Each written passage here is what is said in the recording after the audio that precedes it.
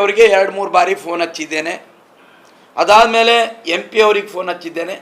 MP ಅವರ phone ಹತ್ತಲಿಲ್ಲ. Priyanka Kharge ಅವರ phone ring ಆದರೂ ಕೂಡ ಅವರು ಎತ್ತುವಂಥ ಪ್ರಯತ್ನ ಮಾಡಲಿಲ್ಲ. ಅದಾದಮೇಲೆ ಮಾನ್ಯ ಡಾಕ್ಟರ್ ಶ್ಯಾಮ್ ಪ್ರಕಾಶ್ ಪಾಟೀಲ್ಗೆ ನಾನು ಫೋನ್ ಮಾಡಿದೆ. ಅವರು ಫೋನನ್ನು ರಿಸೀವ್ ಮಾಡಿಬಿಟ್ಟು ರೈತರ ಎದುರುಗಡೆ ಸ್ಪೀಕರಲ್ಲಿ ಹಾಕಿ ಅವ್ರಿಗೆ ಮಾತಾಡಿಸಿದ್ದೇನೆ.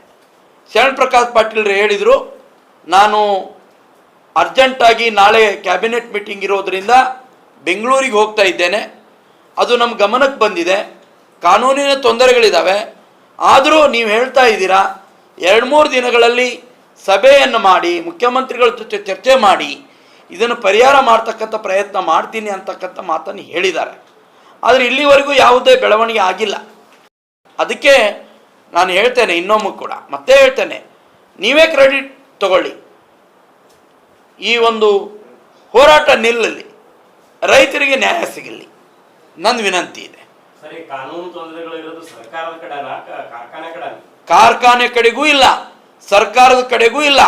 ಸರ್ಕಾರ ಕೆಲವು ಕಂಡೀಷನ್ಗಳನ್ನು ಹಾಕಿ ಹೊಸದಾಗಿ ಪ್ರಾರಂಭ ಮಾಡುವಂಥ ಕಾರ್ಖಾನೆಗಳಿಗೆ ರಿಲ್ಯಾಕ್ಸೇಷನ್ ಕೊಡ್ಬೋದು, 1 ವರ್ಷ 2 ವರ್ಷ. ಹೈಕೋರ್ಟ್ ಕೂಡ ಅದನ್ನೇ ಹೇಳಿದೆ.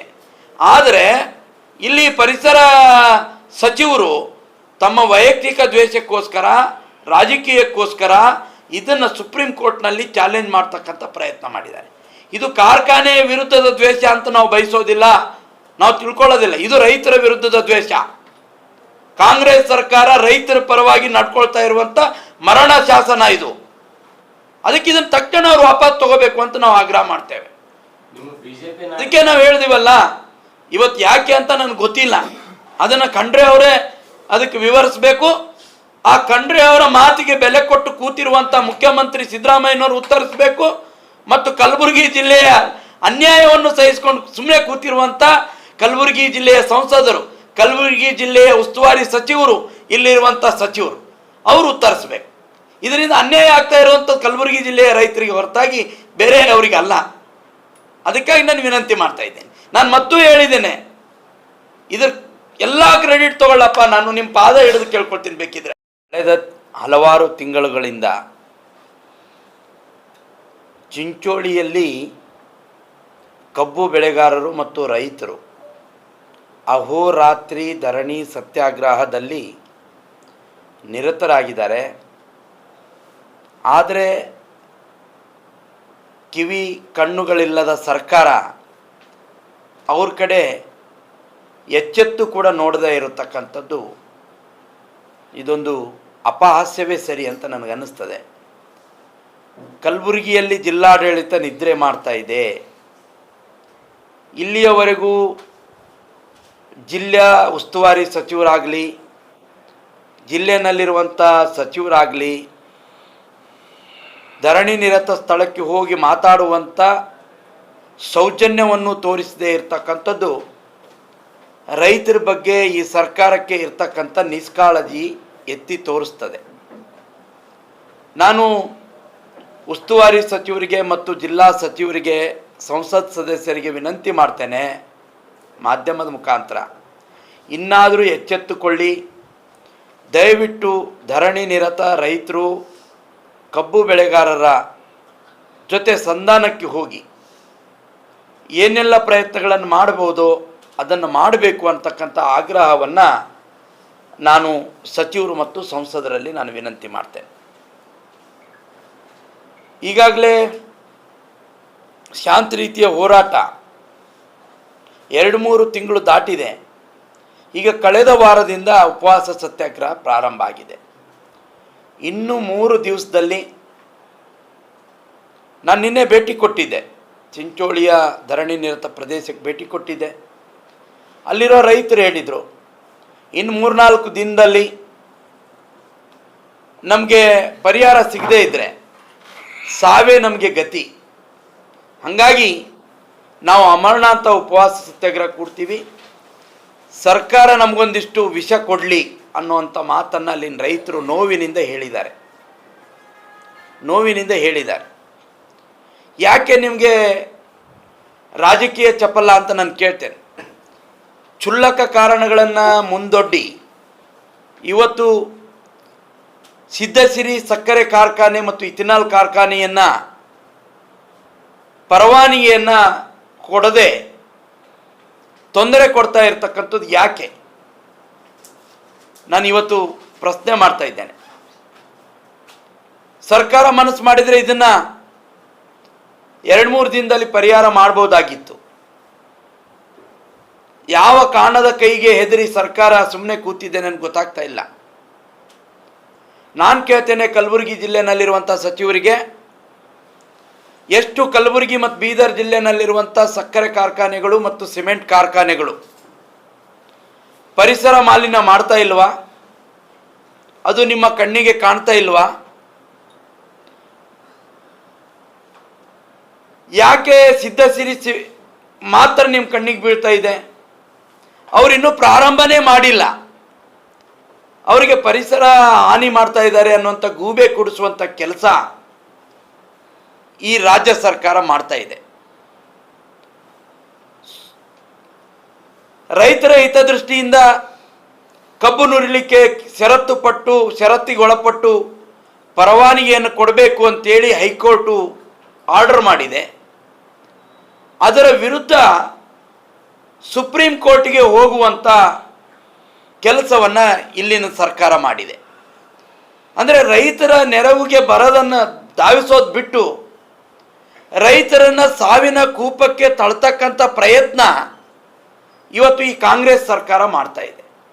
ಅದಕ್ಕೆ ನಾನು ಕಾಂಗ್ರೆಸ್ ಸರ್ಕಾರಕ್ಕೆ ಒತ್ತಾಯ ಮಾಡ್ತೇನೆ, ಈ ಕೂಡಲೇ ಸುಪ್ರೀಂ ಕೋರ್ಟ್ನಲ್ಲಿ ಹೂಡಿರುವ ದಾವೆಯನ್ನು ಹಿಂಪಡಿಬೇಕು. ಹಾಗೆ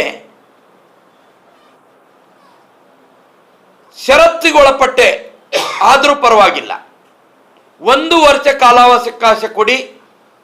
ಸಿದ್ಧಸಿರಿ ಯಾವುದು ಇಥಿನಾಲ್ ಇಂಡಸ್ಟ್ರಿಗೆ 1 ವರ್ಷದಲ್ಲಿ ನಿಮ್ಮದು ಈ ಥರದ ಲೋಪಗಳಿದ್ದಾವೆ, ಇವುಗಳನ್ನು ಸರಿಪಡಿಸ್ಕೊಳ್ಬೇಕು ಅನ್ನುವಂಥ ಷರತ್ತಿಗೊಳಪಟ್ಟು ಕಾರ್ಖಾನೆಯನ್ನು ಪುನರ್ ಪ್ರಾರಂಭ ಮಾಡಲಿಕ್ಕೆ ಅವಕಾಶ ಮಾಡಿಕೊಡಬೇಕು. ಇಲ್ಲದೇ ಇದ್ದರೆ ಅದು ರೈತರ ಸಾವಿಗೆ ಸರ್ಕಾರ ಕಾರಣ ಆಗುತ್ತೆ ಅನ್ನೋದನ್ನು ನಾನು ಎಚ್ಚರಿಕೆ ವ್ಯಕ್ತಪಡಿಸೋಕ್ಕೆ ಇಚ್ಛೆ ಪಡ್ತೇನೆ. ಹಾಗೆ ಸರ್ಕಾರಕ್ಕೆ ನಾನು ಒತ್ತಾಯ ಮಾಡ್ತೇನೆ, ಹೈಕೋರ್ಟಿನ ಜಡ್ಜ್ ನ್ಯಾಯಾಧೀಶರಿಂದ ಕಲಬುರಗಿ ಮತ್ತು ಬೀದರ್ ಜಿಲ್ಲೆನಲ್ಲಿರುವಂಥ ಎಲ್ಲ ಇಂಡಸ್ಟ್ರಿಗಳ ಒಂದು ಏನು ಪರಿಸರ ಮಾಲಿನ್ಯದ ಕೊಡುಗೆ ಏನಿದೆ ಅದರ ಬಗ್ಗೆ ಒಂದು ತನಿಖೆ ಆಗಬೇಕು. ಯಾಕೆ ಅಂತ ಕೇಳಿದರೆ, ಪರಿಸರ ಮಾಲಿನ್ಯ ಮಂಡಳಿ ಹಣವನ್ನು ತಗೊಂಡು ಇವತ್ತು ಭ್ರಷ್ಟಾಚಾರದಲ್ಲಿ ಮುಳುಗಿ ತನಗೆ ಬೇಕಾದಂಥ ಕಂಪನಿಗಳಿಗೆ ಕ್ಲಿಯರ್ ಚೀಟ್, ತನಗೆ ಬೇಡವಾದ ಕಂಪನಿಗಳಿಗೆ ತಡೆ ಒಡ್ಡುವಂಥ ಕೆಲಸ ಮಾಡ್ತಾ ಇದೆ. ಪಕ್ಷಪಾತ ಧೋರಣೆಯನ್ನು ಅನುಭವಿಸ್ತಾ ಇರುವಂಥ ಈ ಪರಿಸರ ಮಾಲಿನ್ಯ ಮಂಡಳಿಯ ಮೇಲೆ ನಮಗೆ ನಂಬಿಕೆ ಇಲ್ಲ. ಹಾಗಾಗಿ ತಕ್ಷಣವೇ ಹೈಕೋರ್ಟ್ ಜಡ್ಜ್ ಮುಖಾಂತರ ಪರಿಸರ ಮಾಲಿನ್ಯದ ತನಿಖೆ ಆಗಬೇಕು. ಆ ತನಿಖೆಯ ವರದಿಯ ಮೇಲೆ ಕಲಬುರಗಿ ಬೀದರ್ ಜಿಲ್ಲೆನಲ್ಲಿರುವಂಥ ಎಲ್ಲ ಇಂಡಸ್ಟ್ರಿ, ಮತ್ತೊಂದು ಇಂಡಸ್ಟ್ರಿ ಇರ್ಬೋದು, ಅದು ಪರಿಸರಕ್ಕೆ ಹಾನಿ ಆಗೋದಿಲ್ಲ ಅಂದರೆ ಅದಕ್ಕೆ ಪರವಾನಗಿ ಮುಂದುವರಿಸಬೇಕು. ಯಾವುದು ಕಾರ್ಖಾನೆಗಳಿಗೆ ಪರಿಸರದಿಂದ ಹಾನಿ ಇದೆಯೋ ಪರಿಸರಕ್ಕೆ, ಅಂಥದನ್ನು ಮುಚ್ಚುವಂಥ ಕೆಲಸ ಆಗಬೇಕು ಅಂತೇಳಿ ನಾನು ಈ ಸರ್ಕಾರಕ್ಕೆ ಆಗ್ರಹ ಮಾಡ್ತಾ ಇದ್ದೇನೆ. ಮತ್ತೆ ಹೇಳ್ತೇನೆ, ಭಾರತೀಯ ಜನತಾ ಪಾರ್ಟಿ ರೈತರ ಒಂದು ಶಾಂತ ರೀತಿಯ ಹೋರಾಟಕ್ಕೂ ಬೆಂಬಲ ಕೊಟ್ಟಿದೆ. ರೈತರು ಹೇಳಿದರು, ಇನ್ನು ಮುಂದೆ ನಮ್ಮದು ಶಾಂತ ರೀತಿಯ ಹೋರಾಟ ಆಗೋದಿಲ್ಲ, ಉಗ್ರವಾದ ಹೋರಾಟಕ್ಕೆ ನಾವು ಇಳಿಬೇಕಾಗ್ತದೆ, ಕಾನೂನನ್ನು ಕೈಗೆತ್ಕೊಳ್ಳುವಂಥ ಕೆಲಸ ಮಾಡಬೇಕಾಗ್ತದೆ ಅಂತಕ್ಕಂಥ ಮಾತನ್ನು ಅವರು ಹೇಳಿದ್ದಾರೆ. ಅವರ ಎಲ್ಲ ಹೋರಾಟಕ್ಕೂ ಕೂಡ ಭಾರತೀಯ ಜನತಾ ಪಾರ್ಟಿ ಬೆಂಬಲ ಕೊಡ್ತದೆ. ಮುಂದಿನ ರೈತರ ಉಗ್ರವಾದಂಥ ಹೋರಾಟದಲ್ಲಿ ಏನೇ ತೊಂದರೆಗಳಾದರೆ, ಸಾವು ನೋವುಗಳಾದರೆ, ಆಸ್ತಿ ಪಾಸ್ತಿಗಳಿಗೆ ಹಾನಿ ಆದರೆ ಸರ್ಕಾರವೇ ಜವಾಬ್ದಾರಿಯನ್ನು ವಹಿಸಬೇಕಾಗ್ತದೆ ಅಂತಕ್ಕಂಥದ್ದನ್ನು ನಾನು ಈ ಸರ್ಕಾರಕ್ಕೆ ಎಚ್ಚರಿಕೆ ಕೊಡೋ ಮುಖಾಂತರ ಹೇಳಕ್ಕೆ ಇಚ್ಛೆ ಪಡ್ತೇನೆ.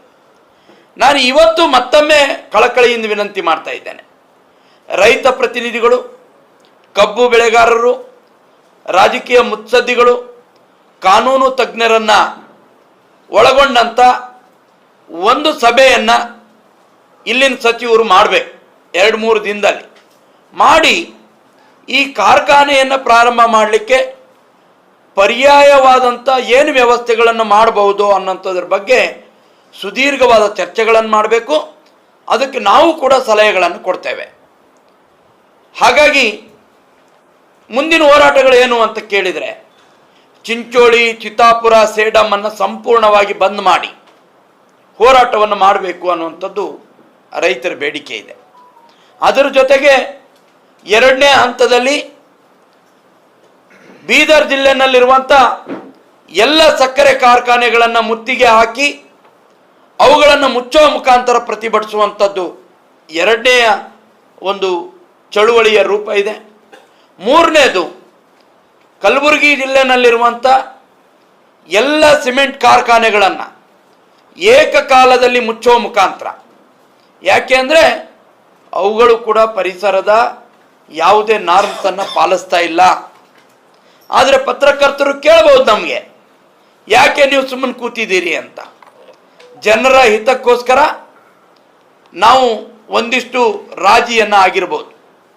ಜನರಿಗೆ ಉದ್ಯೋಗ ಕೊಡ್ತಾ ಇದೆ, ಅದರಿಂದ ಪರೋಕ್ಷ ಅಪರೋಕ್ಷವಾದಂಥ ಉದ್ಯೋಗಗಳು ಸೃಷ್ಟಿ ಆಗ್ತಾ ಇದೆ ಅನ್ನೋ ಕಾರಣಕ್ಕೆ. ಆದರೆ ಇವತ್ತು ಲಕ್ಷಾಂತರ ರೈತರ ಜೀವಕ್ಕೆ ಕುತ್ತನ್ನು ಕೊಡ್ತಕ್ಕಂಥ ಕೆಲಸ ಕಾಂಗ್ರೆಸ್ ಸರ್ಕಾರ ಮಾಡ್ತಾ ಇರೋದು ನೋಡಿದರೆ, ಇವತ್ತು ನಾವು ಎಲ್ಲ ಸಿಮೆಂಟ್ ಇಂಡಸ್ಟ್ರಿಗಳನ್ನು ಏಕಕಾಲದಲ್ಲಿ ಮುಚ್ಚುವ ಮುಖಾಂತರ ಈ ಹೋರಾಟಕ್ಕೆ ತೀವ್ರವಾದಂಥ ಸ್ವರೂಪವನ್ನು ಕೊಡಬೇಕು. ಎಲ್ಲಿಯವರೆಗೆ ಸಿದ್ಧಸಿರಿ ಕಾರ್ಖಾನೆಯನ್ನು ಪ್ರಾರಂಭ ಮಾಡಲಿಕ್ಕೆ ಸರ್ಕಾರ ಮುಂದೆ ಬರೋದಿಲ್ವೋ ಅಲ್ಲಿಯವರೆಗೆ ನಮ್ಮ ಹೋರಾಟ ನಿಲ್ಲೋದಿಲ್ಲ. ಅದು ಉಗ್ರವಾದಂಥ ಸ್ವರೂಪ ಪಡ್ಕೊಳ್ತದೆ ಅಂತಕ್ಕಂಥ ಮಾತನ್ನು ಈ ಸಂದರ್ಭದಲ್ಲಿ ನಾನು ಸರ್ಕಾರಕ್ಕೆ ಎಚ್ಚರಿಕೆಯನ್ನು ಕೊಡಲಿಕ್ಕೆ ನಾನು ಬಯಸ್ತೇನೆ. ಕೇನ್ ಅಲೋಕೇಟೆಡ್ ಅನ್ನು ಮಾಡಿದ್ದಾರೆ, ಶುಗರ್ ಕೇನ್ ಅಲೋಕೇಟೆಡ್ ಮಾಡಿದ್ದಾರೆ. ಬೇರೆ ಬೇರೆ ಇಂಡಸ್ಟ್ರಿಗಳವರು ಇಲ್ಲಿನ ಕಬ್ಬನ್ನು ನುರಿಸಲಿಕ್ಕೆ ತೆಗೆದುಕೊಂಡು ಹೋಗಬೇಕು ಅಂತ. ಆದರೆ ರೈತ ಮುಖಂಡರು ಇದನ್ನು ಸಾರಾಸಗಟಾಗಿ ತಿರಸ್ಕರಿಸಿದ್ದಾರೆ. ಕಣ್ಣೊರಿಸುವ ತಂತ್ರವಾಗಿ ತರಾತುರಿಯಲ್ಲಿ ಕೇನ್ ಅಲಾಟ್ಮೆಂಟ್ ಮಾಡಿರುವಂಥದ್ದು ಸರಿಯಲ್ಲ. ಯಾವುದೇ ರೈತ ಮುಖಂಡರಿಗೂ ಕರೆದಿಲ್ಲ, ಚರ್ಚೆಗಳನ್ನು ಮಾಡಿಲ್ಲ. ಇವತ್ತು ಇತರ ಬೀದರ್ ಸೇರಿದಂತೆ ಕಲಬುರಗಿ ಬೀದರ್ನಲ್ಲಿ ಇರುವಂಥ ಇತರ ಸಕ್ಕರೆ ಕಾರ್ಖಾನೆಗಳು ಯಾವುದೂ ಕೂಡ ರೈತರಿಗೆ 2650 ರೂಪಾಯಿ ಬೆಲೆಯನ್ನು ಕೊಡ್ತಾ ಇಲ್ಲ, ಸಮಯಕ್ಕೆ ಸರಿಯಾಗಿ ಕಟಾವು ಮಾಡ್ತಾ ಇಲ್ಲ. ಹಾಗೆ ಕಬ್ಬಿನ ಹಣವನ್ನು 2-3 ವರ್ಷಗಳ ಕಾಲ ಕೊಡದೇನೆ ಸತಾಯಿಸ್ತಾ ಇದ್ದಾವೆ. ಹಾಗಾಗಿ ಇತರ ಯಾವುದೇ ಕಾರ್ಖಾನೆಗಳನ್ನು ನಂಬಿ ಕಬ್ಬು ಹಾಕಿಲ್ಲ, ಸಿದ್ಧಸಿರಿ ಇಥಿನಾಲ್ ಕಂಪನಿಯನ್ನು ನಂಬಿ ರೈತರು ಇವತ್ತು ಇಲ್ಲಿ ಕಬ್ಬನ್ನು ಬೆಳೆದಿದ್ದಾರೆ. ಹಾಗಾಗಿ ಸಿದ್ಧಸಿರಿ ಇಥಿನಾಲ್ ಕಂಪನಿಯನ್ನೇ ಪ್ರಾರಂಭ ಮಾಡಬೇಕು ಅನ್ನುವಂಥದ್ದು ರೈತರ ಅಳಲಿದೆ. ರಾಜಕೀಯವನ್ನು ಬದಿಗೊತ್ತಿ ಪಕ್ಷಾತೀತವಾಗಿ ಇದನ್ನು ಪರಿಹಾರ ಮಾಡಲಿಕ್ಕೆ ಮುಂದೆ ಬರಬೇಕು ಅಂತೇಳಿ ಮಾನ್ಯ ಪ್ರಿಯಾಂಕ ಖರ್ಗೆ ಅವರು, ಮಾನ್ಯ ರಾಧಾಕೃಷ್ಣ ಖರ್ಗೆ ಅವರು, ಅದರ ಜೊತೆಗೆ ಮಾನ್ಯ ಶರಣ್ ಪ್ರಕಾಶ್ ಪಾಟೀಲ್ ಅವರು, ಇವರಲ್ಲಿ ನಾನು ವಿನಂತಿ ಮಾಡ್ತೇನೆ. ಇದು ಕಲಬುರಗಿ ರೈತರ ಒಂದು ಗೋಳಿದೆ. ಈ ಗೋಳು ನೀವು 3 ಜನ ಮನಸ್ಸು ಮಾಡಿದರೆ, ತ್ರಿಮೂರ್ತಿಗಳು ನೀವು ಮನಸ್ಸು ಮಾಡಿದರೆ ಇದು ಯಾವುದು ದೊಡ್ಡದಲ್ಲ. ಯಾವ ಕಾರಣಕ್ಕೆ ನೀವು ಸುಮ್ಮನೆ ಕೂತಿದ್ದೀರಿ ನನಗೆ ಅರ್ಥ ಆಗ್ತಾ ಇಲ್ಲ. ನೀವು ಸುಮ್ಮನೆ ಕೂತ್ರೆ ಮುಂದೊಂದು ದಿನ ದೊಡ್ಡ ಬೆಲೆಯನ್ನು ತೆರಬೇಕಾಗ್ತದೆ. ಇನ್ನಾದರೂ ಎಚ್ಚರಿಕೆಗೊಳ್ಳಬೇಕು. ಇದರಲ್ಲಿ ಮಾನ್ಯ AICC ಅಧ್ಯಕ್ಷರು ಕೂಡ ಮಧ್ಯಸ್ಥಿಕೆಯನ್ನು ವಹಿಸಿ ಮುಖ್ಯಮಂತ್ರಿಗೆ ತಿಳಿ ಹೇಳುವಂಥ ಕೆಲಸ ಆಗಬೇಕು ಅನ್ನುವಂಥ ಮಾತನ್ನು ಈ ಸಂದರ್ಭದಲ್ಲಿ ಹೇಳ್ತಾ, ನಾವು ಈಗ ನಮ್ಮ ನಿಯೋಗ ಜಿಲ್ಲಾಧಿಕಾರಿಗಳಿಗೆ ಭೇಟಿಗೆ ಹೊರಟಿದೆ. ಆ ಭೇಟಿಗೆ ಹೋಗಿ ನಮ್ಮೆಲ್ಲ ಮನವಿಗಳನ್ನು ಜಿಲ್ಲಾಧಿಕಾರಿಗಳ ಮುಖಾಂತರ ಮಂತ್ರಿಗಳಿಗೆ, ಸರ್ಕಾರಕ್ಕೆ ಸಲ್ಲಿಸುವಂಥ ಕೆಲಸವನ್ನು ಮಾಡ್ತೇವೆ. ಇನ್ನು 3-4 ದಿನಗಳಲ್ಲಿ ಈ ಒಂದು ಸ್ಪಂದನೆ ಸಿಗದೇ ಇದ್ದರೆ ಚಿಂಚೋಳಿಯಲ್ಲಿ ಒಂದು ದೊಡ್ಡ ಮಟ್ಟದ ರೈತರ ಸಭೆಯನ್ನು ಕರೆದು ಮುಂದಿನ ಹೋರಾಟಕ್ಕೆ ಅಣಿಯಾಗ್ತೇವೆ. ಮತ್ತು ಮುಂದಿನ ಹೋರಾಟಕ್ಕೆ ಅಣಿಯಾಗಲಿಕ್ಕೆ ಅವಕಾಶ ಮಾಡಿಕೊಟ್ರೆ ದೊಡ್ಡ ಬೆಲೆ ಸರ್ಕಾರ ತೆರಬೇಕಾಗುತ್ತೆ ಅಂತೇಳಿ ನಾನು ಮಾಧ್ಯಮದ ಮುಖಾಂತರ ಈ ಸಂದರ್ಭದಲ್ಲಿ ತಿಳಿಸಲಿಕ್ಕೆ ಇಚ್ಛೆ ಪಡ್ತೇನೆ. ಅಲ್ಲ, ನಿಮ್ ಕಬ್ಬು ಅರಿಯೋದು ಇಂಪಾರ್ಟೆಂಟಾ, ಹೋರಾಟ ಇಂಪಾರ್ಟೆಂಟಾ? ಈಗ ರೈತರಿಗೆ ಬೇಕಾಗಿರೋದು ಕಬ್ಬು ಅರಿಬೇಕು ಅಷ್ಟೇ. ಹೌದು, ಅದು ಎಲ್ಲಿ ಆದ್ರೂ ಅದಕ್ಕೆ ನಾವು ಹೇಳ್ತಾ ಇದ್ದೀವಿ, ಜಿಲ್ಲಾಡಳಿತ ಇವತ್ತು ನಮಗೆ ಗ್ಯಾರಂಟಿ ಕೊಡಬೇಕು. 2650 ಬೆಲೆ ಕೊಡ್ತೀವಿ. 15 ದಿನದಲ್ಲಿ ಎಲ್ಲ ಕಬ್ಬನ್ನು ಕಟಾವು ಮಾಡ್ಕೊಂಡು ತೊಗೊಂಡು ಹೋಗ್ತೀವಿ. ಯಾವುದೇ ಕಾರ್ಖಾನೆಗಳು ಹತ್ತಿರದಲ್ಲಿರುವಂಥ ಸಕ್ಕರೆ ಕಾರ್ಖಾನೆಗಳು ಮಾತ್ರ ಬೇಗ ಕಬ್ಬನ್ನು ಕಟಾವು ಮಾಡ್ತದೆ. ಈಗ ಇದು ಚಿಂಚೋಳಿ ದೂರ ಅಂತ ತಿಳಿದ್ಬಿಟ್ಟು ತಡ ಮಾಡಿ ತೊಗೊಂಡು ಹೋದರೆ ಅದರಲ್ಲಿ ಶುಗರ್ ಕಡಿಮೆ ಇದೆ, ಶುಗರ್ ಅಂತೇಳ್ಬಿಟ್ಟು ಹಣವನ್ನು ಕೂಡ ಕಡಿಮೆ ಕೊಡ್ತಾರೆ, ವೇಟು ಕಡಿಮೆ ಬರ್ತದೆ. ಕಬ್ಬು ಒಣಗಿದ ಮೇಲೆ ಕಟ್ ಮಾಡಿದರೆ ಯಾವ ಪುರುಷಾರ್ಥಕ್ಕೆ? ಮತ್ತು ನಾವು ನೋಡಿದ್ದೀವಿ, ಹಿಂದೆ ಕೊಟ್ಟಿರುವಂಥ ಕಬ್ಬಿನ ಏನು ಹಣ ಇದೆ ಇವತ್ತಿಗೂ ಇನ್ನೂ ರೈತರಿಗೆ ಹಾಕಿಲ್ಲ. ಬೀದರ್, ಕಲಬುರಗಿನಲ್ಲಿರುವಂಥ, ಯಾದಗಿರಿನಲ್ಲಿರುವಂಥ ಇತರ ಸಕ್ಕರೆ ಕಾರ್ಖಾನೆಗಳು. ಹಾಗಾಗಿ ಯಾರು ಗ್ಯಾರಂಟಿ ತಗೊಳ್ತಾರೆ? 15 ದಿನದಲ್ಲಿ ಅವರಿಗೆ ದುಡ್ಡು ಕೊಡಿಸ್ಬೋದಾ ಸರ್ಕಾರ? 2650 ರೂಪಾಯಿ ಬೆಲೆ ಕೊಡಿಸ್ತಾರಾ? ಇವತ್ತು ನಾನು ಕೇಳ್ತೇನೆ. ಮತ್ತು ತಕ್ಷಣಕ್ಕೆ ಕಟಾವಿಗೆ ಆರ್ಡರ್ ಆಗಬೇಕು. ಇದು ಆಗುತ್ತಾ? ಇದು ಆಗೋದಿಲ್ಲ. ಇದು ಕೇವಲ ಅವೈಜ್ಞಾನಿಕವಾಗಿ ಈ ಕೇನ್ ಏರಿಯಾ ಅಲಾಟ್ಮೆಂಟ್ ಮಾಡಿದ್ದಾರೆ ತರಾತುರಿಯಲ್ಲಿ. ಇದು ಜನರ ಕಣ್ಣು ಒರೆಸಲಿಕ್ಕೆ. ಇದನ್ನು ನಾವು ಒಪ್ಕೊಳ್ಳಿಕ್ಕೆ ಆಗೋದಿಲ್ಲ.